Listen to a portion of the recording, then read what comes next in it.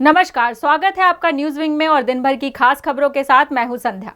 Bulletin की शुरुआत उस खबर से जिसने एक बार फिर देश में खतरे की घंटी बजा दी है, वहीं सतर्कता का संदेश भी दिया है। देश में एक बार फिर से कोरोना के मामले बढ़ने लगे हैं। देश में रविवार को कोरोना के 2183 केस दर्ज हुए हैं। यह शनिवार के मुकाबले 79.8% की बढ़ोतरी है। कोरोना से मरने वालों का आंकड़ा भी बढ़ गया है। रविवार को 214 लोगों की मौत रिकॉर्ड की गई है, जिसमें 213 मौतें केरल में दर्ज हुई हैं। एक मौत उत्तर प्रदेश में दर्ज की गई है। हालांकि झारखंड के लिए राहत भरी खबर है। रिपोर्ट के अनुसार रांची को छोड़कर पूरा झारखंड कोरोना मुक्त हो गया है। और अब बात झारखंड में होने वाले पंचायत चुनाव से जुड़ी खबर की। पंचायत चुनाव में कौन से पद के लिए कौन प्रत्याशी कितने प्रचार वाहनों को इस्तेमाल करेगा, इसको लेकर राज्य चुनाव आयोग ने गाइडलाइन जारी किया है। जारी गाइडलाइन के तहत वार्ड सदस्य प्रत्याशी प्रचार के लिए वाहनों का इस्तेमाल नहीं करेंगे, जबकि मुखिया और पंचायत समिति सदस्य के प्रत्याशियों को प्रचार में 2-2 वाहनों के प्रयोग की छूट दी गई है। जिला परिषद सदस्य 4 से अधिक वाहनों का प्रयोग नहीं कर सकेंगे। राज्य में पंचायत चुनाव की गहमागहमी के बीच केंद्रीय मंत्रियों के दौरे के मामले पर कांग्रेस के प्रदेश अध्यक्ष राजेश ठाकुर ने कहा कि 2.5 साल जब केंद्र के मंत्रियों को झारखंड दौरे करने की जरूरत नहीं पड़ी, तो अब चुनाव के मद्देनजर ही वह राज्य में दौरा कर रहे हैं। इससे चुनाव प्रभावित होगा और इस मामले में जल्द ही राज्यपाल से वह मुलाकात करेंगे।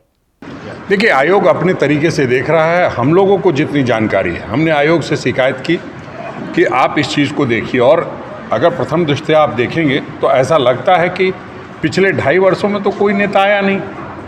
अब ऐसी क्या ज़रूरत आन पड़ी?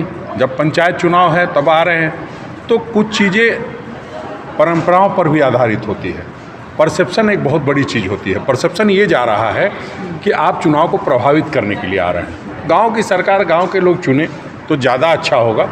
हम लोग और भी स्तर पर देखेंगे और पूरा अध्ययन करेंगे कि किस नियम के तहत वो कह रहे हैं कि केंद्रीय मंत्री जा सकते हैं। एक तरफ कहते हैं कि विधायक उसमें इन्वॉल्व नहीं हो, एक तरफ कहते हैं राज्य के मंत्री इन्वॉल्व नहीं हो, और केंद्रीय मंत्री आ करके इस तरह की कवायद करें, ये ठीक नहीं है। हम समझते हैं कि इस बात को और विस्तार से देखना होगा। हम विस्तार से समझने के बाद ही कुछ आपको विस्तार रूप से अपना दबदबा बनाने के मकसद से हथियार खरीदने आ रहे जमीन कारोबारी मोहम्मद अशरफ को गुप्त सूचना के आधार पर रांची पुलिस की टीम ने धर दबोचा है। मामले में आर्म्स एक्ट के तहत केस दर्ज कर न्यायिक कार्रवाई की जा रही है। ये तस्लीम खान नामक व्यक्ति अपने ज़मीन के कारोबार में पैड़ जमाने के उद्देश्य से इसका कुछ मूवमेंट हो रहा है और ये आर्म्स की खरीदारी करना चाह रहा है।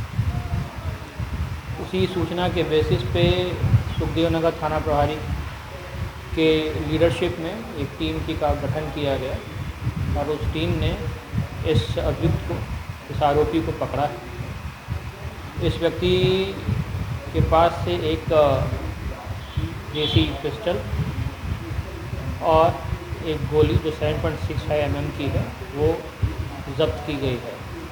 देवघर रोपवे हादसे में मारे गए 3 पर्यटकों के परिजनों को राज्य सरकार की ओर से आज 5-5 लाख रुपए की मुआवजा राशि दी गई है।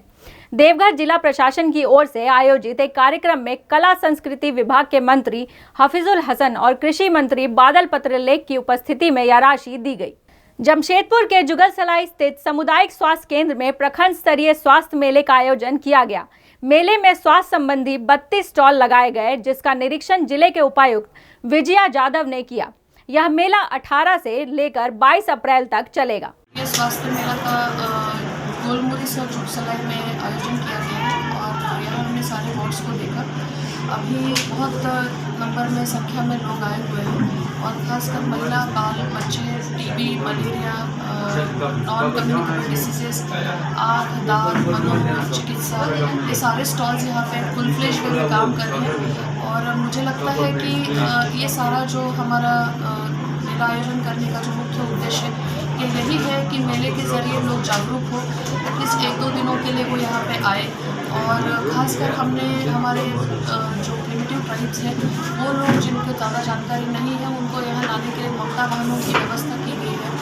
और मेन उद्देश्य यही है कि आखिरी व्यक्ति तक स्वास्थ्य का लाभ मिले खासकर आयुष्मान कार्ड या फिर आधार कार्ड बनाना या फिर जननी सुरक्षा योजना जैसे सरकार के विशेष जो कार्यक्रम है कि लास्ट आदमी तक ये पहुँचे, उसका यहाँ से संचालन हो, लोगों को इसके बारे में जानकारी मिले। बुलेटिन में फिलहाल इतना ही। बाकी की खबरों के लिए देखते रहिए न्यूज़ विंग। नमस्कार।